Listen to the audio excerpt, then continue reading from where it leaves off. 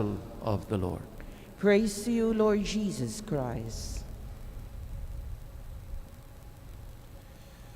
A blessed day, a blessed Holy Wednesday to all of you and to our fellow worshipers joining us through this live stream. Today, traditionally is called the betrayal or Wednesday of betrayal. And so the figure here, central figure is Judas. And in these days prior to the celebration of the great mysteries of our faith, this figure of this treacherous disciple is significant and at the same time disturbing. In Judas and in Jesus, we can discover two extreme poles of human power. On the one hand, the freedom to surrender or betray, that is the abyss of apostasy represented by Judas, and that of surrendering or giving oneself, the peak of the greatest love for others, exemplified by Jesus. And between these two poles, everyone is free to move, to carry out one's daily choices. At the two extremes is either the power of God or the force of the evil one. Today we look at Jesus and we admire his ability to take a blow as painful as that betrayal of Judas, one of his own, to face it head on without letting it prevent him from carrying out his decision of total dedication to God's will, without separating him a millimeter from his goal, to be faithful to the Father, giving his life for all of us.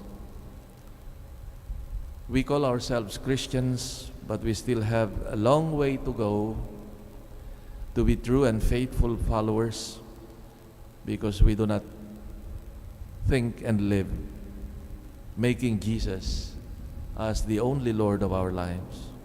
We are still far from letting ourselves be carried away by the power of God and live as Jesus lived. In our life, there are lights and shadows, but also generosity and also selfishness, struggle and weariness, victory and defeat. But Jesus does not give up anything, continues to address us his word, as he would say to Judas today, "You have said it so." Meaning, allowing us to decide, to make our own choices, to act as we think best, give our life to that direction we have chosen. He keeps giving us freedom to follow and love him if we decide it so. Love, we know very well, is not imposed. It is given from the heart and from the truth. And God is ever respectful of our freedom. If Jesus gives us the example of total and absolute fidelity, let us also not forget Judas, the disciple loved and chosen by Jesus to be part of his group and to live a deep friendship with the Lord and his companions, but who in the end could do more betrayal to him. And that is why, as it is described in the gospel, and it was night. It was night also of his heart.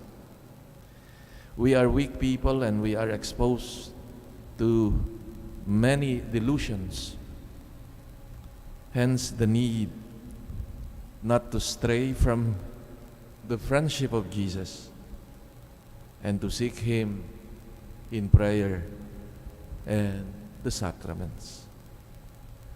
As we enter this Paschal Triduum, 3 days of celebrating the greatest expression of God's love for humanity, because it is the giving up of His life freely and out of love for us. We open our hearts, our minds, and contemplate such beautiful expression of His love. We cannot repay God for what He has done. I think these days are days of quiet, grateful contemplation of what Jesus has done for us. Let us take advantage of these 3 days to savor this gift of goodness and love of Jesus for us.